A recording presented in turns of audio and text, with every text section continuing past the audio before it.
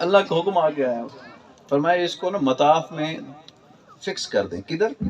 مطاف میں. اچھا یہ پتھر نہیں ہے، اس کو نسبت حضرت ابراہیم علیہ السلام سے اور حضور نبی پاک صلی اللہ علیہ وسلم کے ذکر سے. تو اگر ایسے پتھر جن کی نسبت انبیاء کے ساتھ ہوتی ہے ان کو پھینکنا سنت ہوتا تو حضور پھینک دیتے، یہ اللہ کا حکم ہوتا تو حضور پھینک دیتے. فرمایا وہ پتھر بھی بڑے مبارک ہیں جن کو حضور اور انبیاء کے قدموں کے ساتھ لگنے کا شرف حاصل ہو جائے، ان کو پھینکنا نہیں ہے بلکہ فکس کر دو. اور ساتھ حکم فرما دیں وَاتَّخِذُوا مِن مَقَامِ إِبْرَاهِيمَ مُصَلَّى، کہ جہاں ابراہیم علیہ السلام کے قدموں والا پتھر ہے نا اس جگہ کو اپنی سجدہ گاہ بنایا کرو. اب کوئی حاجی جائے اور وہاں نفل پڑے بغیر نکل کے عمرہ کر کے دکھائے مجھے. سمجھ آ گئی بات؟ تو اس پتھر کو وہاں رکھ دیا گیا. فرمایا یہ میرے نبی کے. اچھا جو صفا اور مروہ ان کو شاعر اللہ نے کہا کہ نہیں کہا؟ تو دوسرے پہاڑ بھی تو ہیں دنیا میں، کتنے پہاڑ، اللہ ان کو شاعر اللہ کہہ دے لیکن ان کو نہیں کہا. فرمایا مولا ان کو کیوں کہا ہے؟ فرمایا اس پر میری نبی کی بیوی اور میری نبی کی والدہ نے دوڑ لگائی ہے. تو یہ صفا اور مروہ میری نشانیاں ہیں. تو مولا وہ تو نبی نہیں ہے. فرمایا نبی نہیں ہے، میرے نبیوں کی ماں ہیں، میرے نبی کی ماں ہیں اور میرے نبی کی گھر والی ہیں، لہٰذا ان دونوں پہاڑیوں کو میں شاعر اللہ کہتا ہوں. ٹھیک ہو گیا؟ اللہ تعالیٰ نے ارشاد فرمایا لَقَدْ مَنَّ اللَّهُ عَلَى الْمُؤْمِنِينَ إِذْ بَعَثَ فِيهِمْ رَسُولًا، کہ میں نے احسان کیا ہے کہ مومنین کو اپنے رسول مکرم عطا فرمائے. اچھا احسان ہو تو اس کا بدلے میں ہم کیا کرتے ہیں بولا؟ قبلہ حافظ محمد شہزاد صاحب جو ہیں، مجھے اللہ نہ کرے وہاں کوئی ضرورت پڑ جائے ہاسپٹل میں، تکلیف ہو جائے اور یہ بھاگ کے جائیں، کوئی بلڈ کا بندوبست کر دیں، کوئی پیسے دے دیں کوئی، اور جب میں ٹھیک ہو جاؤں تو میں حبیبہ صاحب کو کہہ دوں کہ نا آپ جا کے حافظ صاحب کا شکریہ ادا کر دیں. ٹھیک ہے؟ خود شکریہ ادا کر. تکلیف مجھے تھی، حافظ صاحب نے احسان مجھ پر کر دیا کہ مجھے بلڈ کا انتظام کر کے دے دیا، مجھے پیسوں کی ضرورت تھی وہ ہاسپٹل کا بندوبست کر کے دے دیا، اور جو بھی ہے تمام تھا وہ کر کے دے دیا. اور میں حبیب احمد صاحب کو فون کر دوں آپ ادھر سے چلے جائیں ان کے گھر، ان کو جا کر کہہ دیں thank you so nice of you. ٹھیک ہے؟ تو یہ ٹھیک کر لیا میں نے. احسان انہوں نے کیا، شکریہ حبیب صاحب کر دیتے. اب ذرا میری بات غور سے سنیں اور پلے باندھ کے لے جائیں. یہ کرکس ہے آج کی گفتگو کا کہ اللہ فرما رہا ہے لقد من اللہ علی المؤمنین، میں نے ایمان والوں پر احسان کیا ہے کہ انہیں اپنے نبی عطا فرمائے. کن پر احسان ہوا ہے؟ ایمان والوں پر. احسان کن پر ہوا ہے؟ جب تک آپ کو سمجھ نہیں آئے گا میں بولتا رہوں گا. کن پر احسان ہوا ہے؟ ایمان والوں پر. کن پر احسان ہوا ہے؟ تو پھر ایسا کرتے ہیں ہم چل کے نا یہودیوں کو کہتے ہیں بھائی احسان ہم پہ ہوا، میلاد تم منا لو، سبحان اللہ، شکریہ تم ادا کرو. وہ کیا کہیں گے ہمیں؟ کہیں گے تمہارا دماغ چل گیا، احسان ایمان والوں پر ہوا ہے اور میلاد ہم منائیں. یا پھر عیسائیوں کو کہتے ہیں کہ بھئی یار احسان ہم پہ ہوا، اللہ فرما رہا ہے کہ تمہیں میں نے نبی عطا فرمایا، تمہارے اوپر میرا بڑا احسان ہے، ورنہ اپنا یار کوئی کسی کو نہیں دیتا، اپنا مجازی یار کوئی کسی کو نہیں دیتا. تو اللہ نے فرمایا میں نے تم پہ احسان کیا، اپنے حبیب دے دیے، ورنہ اپنا حبیب کوئی کسی کو نہیں دیتا. فرمایا یہ تم پر میں نے احسان کیا ہے. تو اس احسان کا جواب کیا ہے؟ اظہار تشکر. جو ہم بیٹھے ہیں اظہار تشکر کر رہے. ٹھیک ہے؟ یا ہم جا کر سکھوں کو کہیں گے بھائی نبی ہمارے آئے ہیں تو میلاد تم منا دو، تو سکھ کہیں گے ٹھہر جو میں مناتے ہیں تمہارا. وہ کہیں گے بھائی نبی تمہارے آئے ہیں تم جا کر مناؤ، تو ہم تو بیٹھے ہیں الحمدللہ. تو پھر اس پہ کون فتویٰ لگائے گا؟ اس پہ کون فتویٰ لگائے گا؟ تو نبی مکرم صلی اللہ تعالیٰ علیہ وسلم کی آمد کا احسان کہا گیا، اور احسان کا بدلہ یہ ہے کہ ہم اظہار تشکر کریں. ہم سارے مل کر بیٹھیں اور عرض کریں مولا تیرا شکر ہے. اور جنہوں نے اس احسان کو پایا، میں چند ایسے چھوٹی چھوٹی باتیں آپ کے سامنے جلدی عرض کر دیتا ہوں کہ سرکار تشریف لے آئے اور سرکار نے فرمایا جو ماؤں کو بازاروں میں بیچتے ہیں، آج میں ماں کا مقام اتنا کر دوں گا کہ اگر کوئی بدبخت بیچے گا تو پھر ماں کو خریدنے والے کے پاس سکت نہیں ہوگی. سرکار نے ارشاد فرمایا الجنت تحت الاقدام امہات، جنت ماؤں کے قدموں میں ہے. اچھا جس کے قدموں کے نیچے جنت ہے اس کے سر کا مقام کیا ہوگا؟ جس کے تلووں میں قدموں میں اس کے جنت ہو تو سر کا مقام کیا ہوگا؟ سرکار نے فرمایا یہ ماؤں کو میں نے وقار دے دیا اور اولاد کو پکڑ کر کان سے پکڑ کر اپنی ماں کے قدموں میں بٹھا دیا، فرمایا ان سے دعا کروایا کرو، ماں باپ کی یعنی تعظیم اور توقیر سکھا دی۔ اس کے بعد بچیوں کو زندہ دفن کیا جاتا تھا۔ سرکار نے فرمایا آج کے بعد کوئی اپنی بیٹی کو زندہ دفن نہ کرے، بلکہ حضور نے جواباً کیا کیا کہ شہزادی رسول جب تشریف لے آتی تو حضور ان کے استقبال کے لیے کھڑے ہو جاتے اور ان کو پھر جب استقبال کرتے وصول فرماتے تو حضور ان کے ہاتھ چومتے اور پھر شہزادی کو اپنی جگہ پر بٹھاتے، فرمایا تم تو ان کو مردوں کے برابر، انسانوں کے برابر بھی حقوق نہیں دیتے ہو، میں ان کو اپنی مسند رسالت پر بٹھاتا ہوں۔ حضور اپنی جگہ پر ان کو بٹھا دیتے، یہ وقار دیا۔ اور پھر بیٹیوں نے وفا کی۔ جب حضور مدینہ پاک پہنچے نا، 12 ربیع الاول، یہ ڈاکٹر طاہر القادری صاحب کی ریسرچ، 12 ربیع الاول سوموار کا دن تھا اور یہ جو وہ حضور وارد ہوئے تو شہزادیاں آ گئی، انہوں نے کہا جی ساروں نے حضور کے استقبال کے لیے اہتمام کیا تو ہم کیا کریں؟ تو وہ پھر دف کے اوپر حضور کی نعت پڑھنے لگے، اور نعت کیا تھی؟ طلع البدر علینا من ثنیات الوداع وجب الشکر علینا ما دعا للہ داعی، کہ وہ حضور کی، اور جب حضور ان کے درمیان میں سے گزرے نا، جب نعت پڑھ رہی تھی، سرکار نے فرمایا شہزادیوں میرا دل تمہارے ساتھ ہے، میں تو آیا ہی تمہاری جانیں بچانے کے لیے ہوں۔ پھر حضور نبی مکرم صلی اللہ علیہ وسلم بیویوں کو وقار دیے۔ حضرت خدیجہ الکبریٰ سلام اللہ تعالی علیہا حضور کو پیغام بھیجتی شہزادی کے ہاتھ، حضور چادر عطا فرمائے، فرمایا کیا کرنا ہے؟ فرمایا ان کی خواہش ہے کہ وہ اس سے کفن سلوائیں۔ سرکار نے فرمایا شہزادی آپ چلے، میں آ رہا ہوں۔ حضور تشریف لے گئے تو کیا دیکھا؟ سیدہ خدیجہ دراز ہیں چارپائی پر، تو سرکار بیٹھے نا، تو علالت دیکھی ان کی، تو پھر ان کے احسانات یاد کیے، بیوی کے احسانات۔ آپ سے بھی التماس ہے کہ بیویوں کی جو قربانی ہے آپ کے لیے، ان کے احسانات ان کو یاد کیا کریں۔ یہ کسی کے جگر کا ٹکڑا ہے جو سرخ جوڑے میں ہمارے گھر آتی ہیں اور سفید لباس پہن کر جاتی ہیں، اتنی وفادار ہیں، اتنی وفادار ہیں۔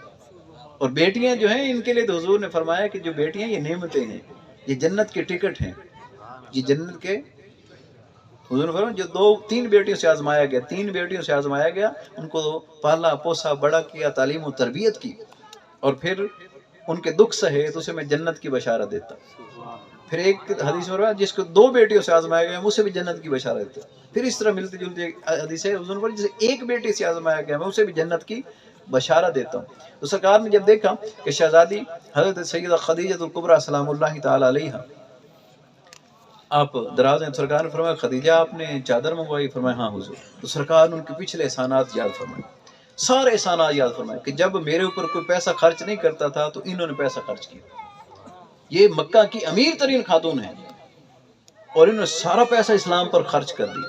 جب کوئی مجھے نہیں مانتا تھا تو سب سے پہلے مجھ پر یہ ایمان لے، جب لوگ مجھے ستاتے تھے تو یہ میری ہمت بندھا کر دوبارہ دین اسلام کی تبلیغ کے لیے بھیجا کرتے تھے۔ تو سرکار نے جب سارے ان کے احسانات یاد فرمائے نا، تو سرکار نے فرمایا خدیجہ اتنے احسانات کرنے کے بعد مانگی تو صرف ایک چادر، شوہر سے صرف ایک چادر مانگ رہی ہیں۔ سرکار نے پھر آگے تاریخی ارشاد فرمایا، سرکار نے ارشاد فرمایا خدیجہ اگر آپ مجھ سے میری جلد بھی مانگتی تو مجھے اللہ کی عزت کی قسم میں وہ جلد بھی اتار کر آپ کو پہنا دیں۔ یہ بیویوں کو مقام عطا، بیٹیوں کو مقام عطا۔ ایک غلام تھے اسود، ان کو مالک ان کو بڑا مارتا تھا، ایک دن وہاں سے چوری بھاگ کے آیا حضور کے پاس، کہا حضور پتہ چلا آپ کی جو نوکری کرتا ہے کوئی تخفیف ہو جاتی ہے کام میں، میں اگر غلام بن جاؤں تو مجھے کیا ملے گا؟ اللہ کا کرنا ایسا تھا کہ ادھر صدیق اکبر رضی اللہ عنہ بیٹھے، ادھر حضور سید عمر فاروق بیٹھے، تو سرکار نے برجستہ فرمایا اسود اگر آپ مشرف با اسلام ہوتے ہیں، اسلام قبول کرتے ہیں تو آپ کو وہی ملے گا جو صدیق کو ملا ہے، جو عمر کو ملا ہے، جو ان دونوں کو ملا ہے آپ کو وہی ملے گا۔ بندہ و صاحب و محتاج و غنی ایک ہوئے، تیری جناب میں پہنچے تو سبھی ایک ہوئے۔ آپ آئیں تو آپ کو ایکوالٹی ملے گی لا میں، ہاں ایک شرط ذہن میں رکھنا، ان اکرمکم عند اللہ اتقاکم، اللہ کے نزدیک تکریم عزت والا وہ ہے جو زیادہ متقی ہے۔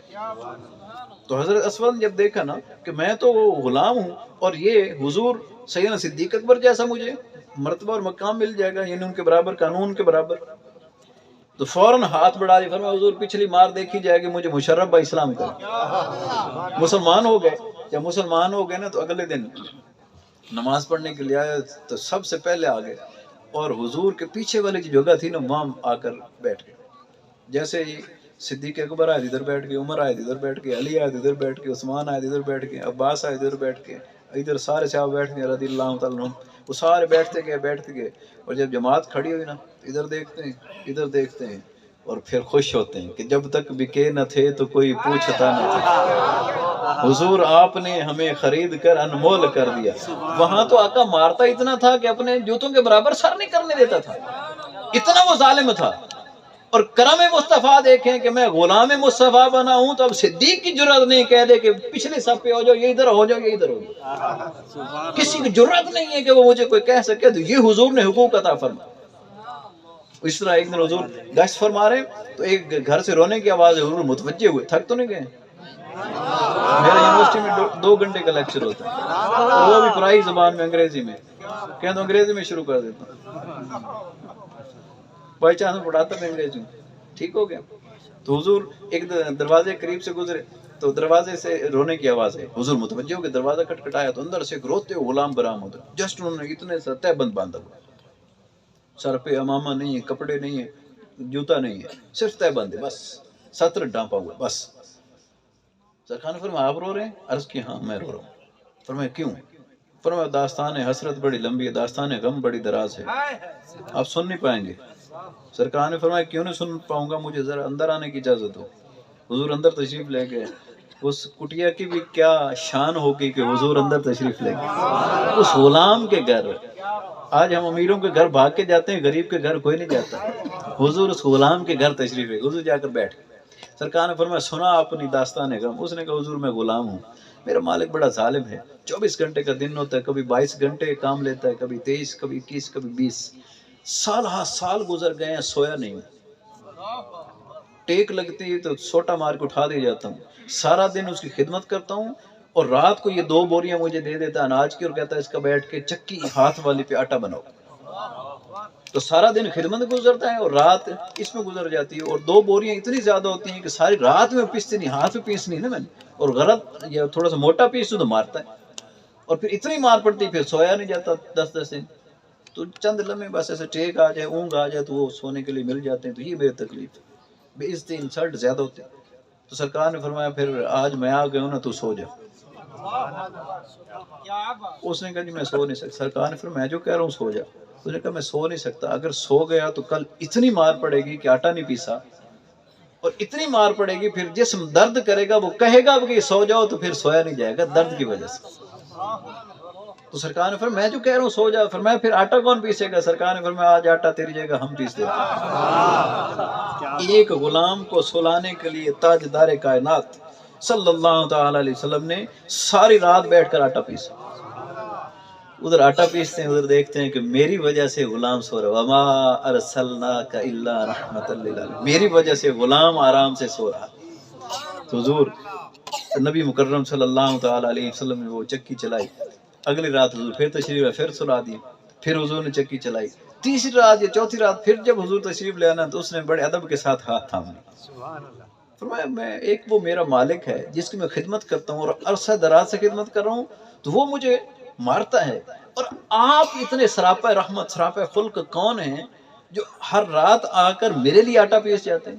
تو جب تک آپ اپنا تعارف نہیں کروائیں گے، میں نے مکہ میں ایسا کوئی بندہ نہیں دیکھا، ایسی کوئی شخصیت نہیں دیکھی، تو مجھے آپ اپنا تعارف کروائیں۔ تو سرکار نے فرمایا اگر میں اس کو تعارف کرواتا ہوں تو یہ پریشان ہو جائے گا، یہ پریشان ہو جائے گا کہ میں نے حضور نبی مکرم صلی اللہ تعالی علیہ وسلم سے 3 یا 4 راتیں آٹا پسوایا، تو یہ پریشان ہوگا۔ تو سرکار نے ارشاد فرمایا کیا یہ کافی نہیں کہ میں تیرے لیے کام کر دیتا ہوں؟ انہوں نے کہا نہیں حضور مجھے بتائیں آپ کون ہیں۔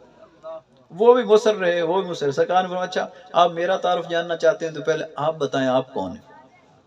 تو سرکار کا جب یہ فرمان سنا تو خوش ہو گئے، فرمایا حضور یہ تو سودا ہی سستا ہے کہ اگر میرا نام بتانے سے آپ اپنا تعارف جو کروا دیں گے تو یہ آسان ہے۔ فرمایا حضور مجھے بلال حبشی کہتے ہیں، مجھے بلال حبشی کہتے ہیں۔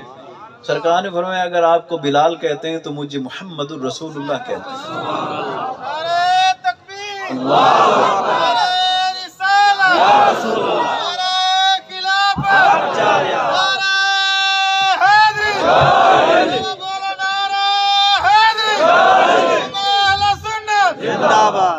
قطرے کی بات اور ہے، سمندر کی بات اور، باہر کی بات اور ہے، اندر کی بات اور، سیدی کی اس بات کو جگہ دل میں دیجئے، ملا کی بات اور ہے، کلندر کی بات اور۔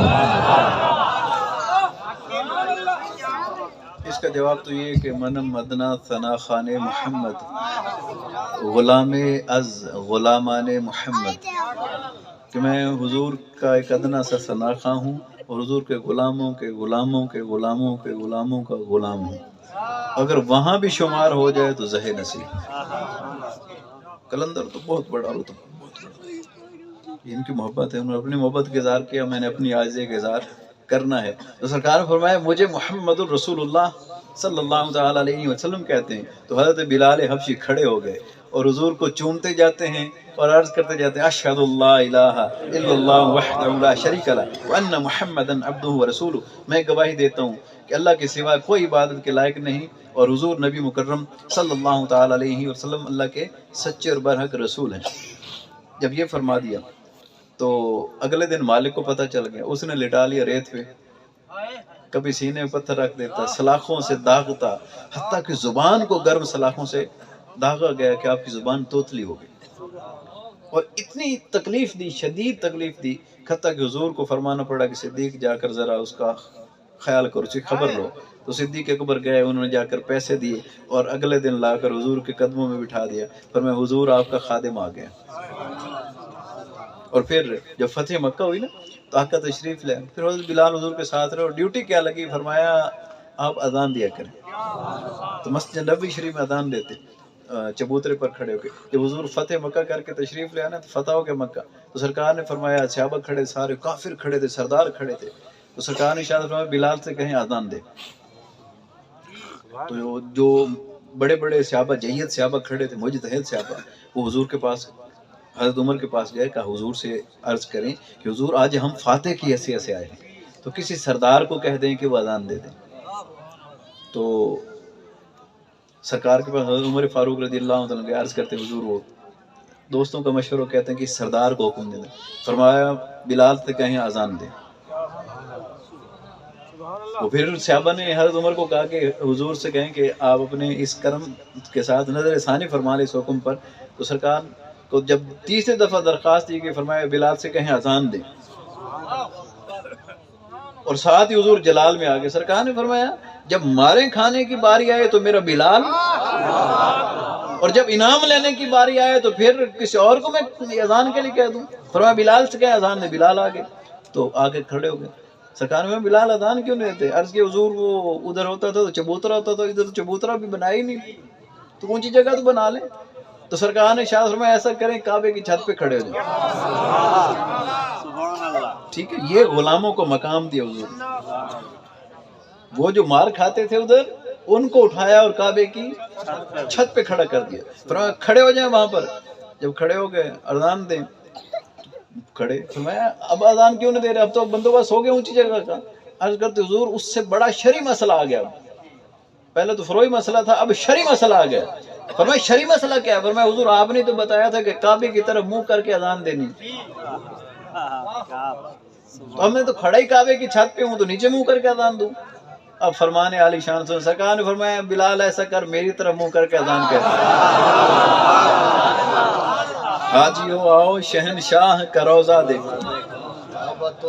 کہتے ہیں غور سے سن تو رضا کعبے سے آتی ہے صدا، حاجیو آؤ شہنشاہ کا روضہ دیکھو، کعبہ تو دیکھ چکے اب کعبے کا کعبہ دیکھو۔ تو کعبہ بھی حضور کے احسان کے نیچے دبا ہوا ہے۔ مسجد اقصیٰ کی طرف حضور منہ کر کے نماز پڑھ رہے تھے اور دل کیا کہ میں اس قبلہ کو اپنا قبلہ بنا لوں۔ اللہ نے اجازت دے دی، محبوب آپ جدھر منہ پھیر دیں گے ہم قبلہ بنا دیں گے، جدھر آپ کی رضا ہوگی ادھر ہم قبلہ، فَلَنُوَلِّيَنَّكَ قِبْلَةً تَرْضَاهَا، جدھر آپ منہ کر دیں گے ادھر قبلہ بنا دیں گے۔ تو حضور نے اس قبلہ کی طرف منہ کر دیا ایسے۔ تو یہ کعبہ بھی حضور کے احسان کے نیچے دبا ہوا ہے کہ حضور ادھر منہ نہ کرتے تو پھر ہمارا قبلہ وہی ہوتا جہاں آج ظلم اور ستم، اور اس کے لیے دعا بھی کرنا ہے۔ ہمارے مجاہدین وہاں مستعد کھڑے، اللہ ان کی مدد اور نصرت فرمائے، اللہ صلاح الدین ایوبی ثانی کو بھیج دے۔ تو عزیزان محترم محتشم، ان کو کھڑا کر دیا۔ اور ایک روایت میں ہے کہ حضور نے ان کو جب حکم دے دیا کہ اذان دیں تو حضور نے اپنی سواری چلا دی. حضور نے اپنی سواری چلا دی. اب سواری چل رہی تو حکم یہ تھا کہ مجھے دیکھ کر اذان دینی ہے، اور سواری چل رہی ہے اور حضرت بلال گھوم کر اذان دے رہے ہیں. طواف ہو رہا ہے، حضور طواف کر رہے ہیں اور حضرت بلال حبشی گھوم کر اذان دے. اچھا یہ پہلی اور آخری اذان ہے جو چہرہ مصطفیٰ دیکھ کر اذان دی گئی ہو، اور کتنا لطف آیا ہوگا. اذان میں کہا ہوگا اشہد ان محمد رسول اللہ، میں گواہی دیتا ہوں کہ یہ جو محمد ہیں صلی اللہ علیہ وسلم اللہ کے سچے اور برحق رسول ہیں. اب میں آپ سے چند سوال پوچھتا ہوں. جن لڑکیوں کی جان حضور کے اس حکم سے بچی کہ اپنی بچیوں کو زندہ دفن نہ کرو، ان کے پاس چلیں اور ان بچیوں سے پوچھیں کہ شہزادیوں، اے چھوٹی چھوٹی صحابیات، یہ بتائیں حضور کا میلاد منانا چاہیے کہ نہیں؟ بس یہ میرے سوال ہے، میں کچھ بھی نہیں کہتا. بی لاجیکل انف. ان شہزادیوں کے پاس چلتے ہیں جنہوں نے حضور کا استقبال کیا. وہ تو کہہ رہی تھی واجب الشکر علینا. میں نے کہا تھا کہ میلاد شکر کا نام ہے، اظہار تشکر کا نام ہے. تو وہ بچیاں کیا کہہ رہی تھی؟ یار آرام سے بیٹھ جائیں، میری کلاس میں ہوتا تو میں آپ کو کک آؤٹ کر دیتا چاروں کو، 1000 روپے جرمانہ بھی کرتا. آپ نے بھی پروفیسر